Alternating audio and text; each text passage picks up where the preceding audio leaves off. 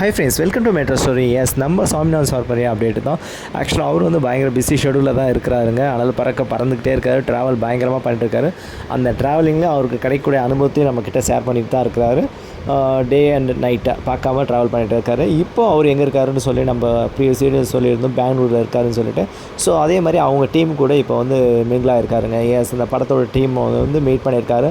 So அவங்க shoot அந்த conference ஹாலில் வந்து ஃபோட்டோ ஷூட்டுக்காக வந்து கிளிப்ஸ் எடுத்துருக்குறாங்க. ஸோ இந்த கிளிப்ஸும் வந்து மேக்ஸின் அந்த மாதிரி படத்தோட மேக்ஸினில் வந்து வரதுக்கான வாய்ப்பு இருக்குங்க. ஏன்னா ஹீரோயினி பக்கத்தில் நிற்கிறாங்க இல்லையா. ஸோ இவங்களுடைய கலெக்ஷன் ஆஃப் ஆல்பம் வந்து கண்டிப்பாக மேக்ஸின், நியூஸ் பேப்பர் மேக்ஸின் அந்த மாதிரி வந்து படத்தோட ப்ரொமோஷன் ஆக்டிவிட்டீஸ், மீடியா, சோசியல் மீடியாவில் அந்த மாதிரி இஷ்யூஸ் கிளம்பி இந்த மாதிரி ஒரு ஃபோட்டோ ஆல்பம் வந்து கண்டிப்பாக வரும். ஸோ அவருடைய இம்பார்ட்டன்ட் படம் அப்படின்னும்போது முதல் படம் இல்லையா. ஸோ கண்டிப்பாக இருக்கும். அது மட்டும் இல்லாமல் இந்த படத்தில் நடிக்கக்கூடிய ஆர்டிஸ்ட்டுக்கு யாருன்னா ஃபஸ்ட்டு படமாக இருந்தாலும் அவங்களுக்கும் அதே பதட்டம் இருக்க தான் செய்யுங்க.